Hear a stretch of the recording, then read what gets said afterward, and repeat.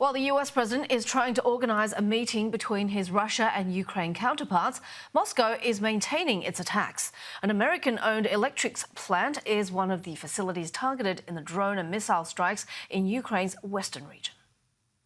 Explosions echo across the Kyiv skyline early Thursday morning. Ukraine's Air Force says Russia launched 574 drones and 40 missiles across the country. The attacks mostly targeting the west, far from the front lines to the east and south. But it's where much of the military aid provided by Ukraine's allies is believed to be delivered and stored.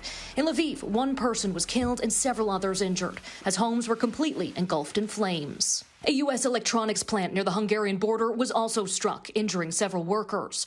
Those were household appliances, nothing military.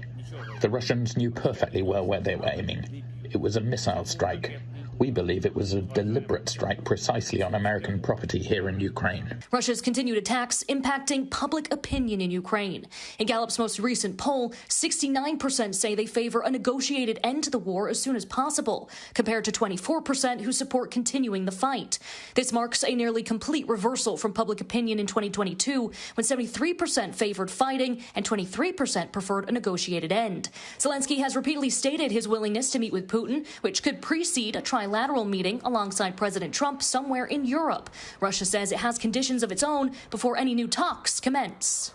Our president has repeatedly said that he is ready to meet, including with Mr. Zelensky, with the understanding that all issues that require consideration at the highest level will be well worked out.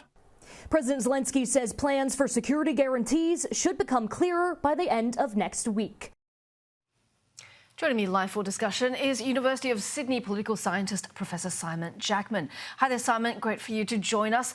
So, not a whole lot of sincerity, from Russia on these peace talks. It seems like there's a misinterpretation of the Alaskan understanding about the security guarantee. Is this Russian reversal or the US misread?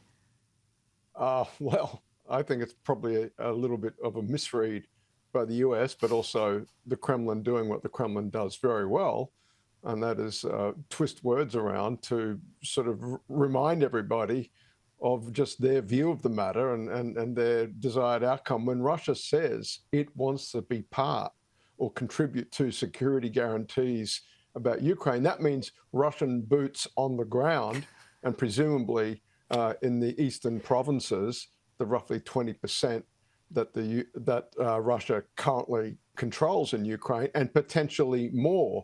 It is code for we ain't going anywhere, frankly, and if anything, we're going to keep the territory we currently hold, and perhaps even then some. I don't think anybody should be under any misapprehension. Well, that's remarkable as well. I'd be astonished if there was any actual Chinese personnel actually contributing to that. That would be astonishing to me.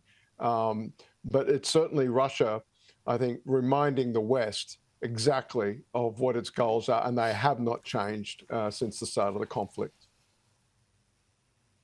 Now, on US politics, we've got Texas Republicans redrawing congressional maps to flip more seats to them. So what do you think of this redistricting, how it sets precedents for other states, and would there be legal challenges that might win? Oh, a lot to unpack there. It's an issue I've been involved with intimately over my academic career, appearing as an expert witness in redistricting trials in the United States. And what's happened is a breakdown of the Democrats for the longest time had signed up to essentially unilateral disarmament. In the states where they controlled the redistricting process, they'd been farming it out to independent commissions in the interests of good government and fair boundaries and good old-fashioned democratic norms like that. There was never a sense that the Republicans were going to play ball, and in Republican-controlled states, if anything, they are doubling down. And indeed, this Texas mid-decade redistricting, right? Typically in the United States, redistricting happens after a census at the top of the decade.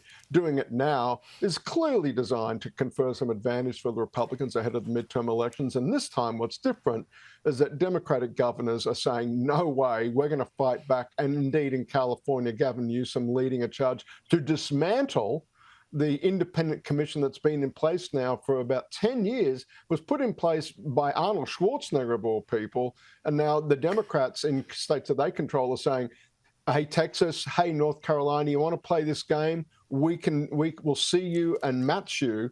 And indeed, proposals on the table now for turning Democratic California ever more blue, offsetting the gains that the Republicans are hoping to pick up in congressional seats out of Texas and out of North Carolina. It is a terrible development in American politics, a hallmark of the polarization that's come to characterize recent American politics.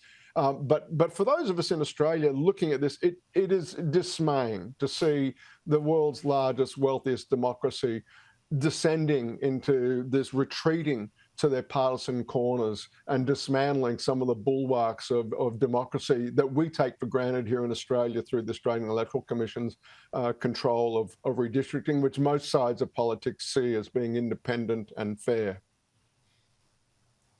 Yeah, how happy this must make the authoritarian regimes. But on to the federal judge ordering the closure of Alligator Alcatraz, which is a immigration jail based in Florida. What does it mean for future state-level immigration enforcement? I don't see this as a huge setback. The judge ruled on the fact that it's in breach of environmental laws. In where it's situated there in wetlands there not far from Miami, and indeed about half of Florida are wetlands, so it's hard not to build a facility in Florida that might run afoul of wetland protection laws. The state of Florida has the contract from ICE to run this facility. They are building another facility elsewhere in the state near Gainesville.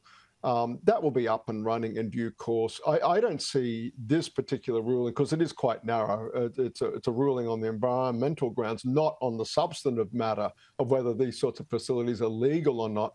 I think those legal challenges, have to work their way through the courts. But today's news is, again, kind of bizarrely almost about the environmental impact.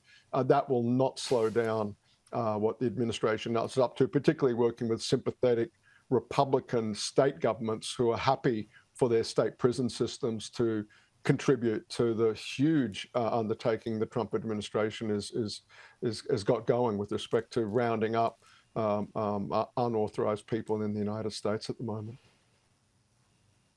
Thanks so much for rounding that up for us, Simon Jackman from the University of Sydney.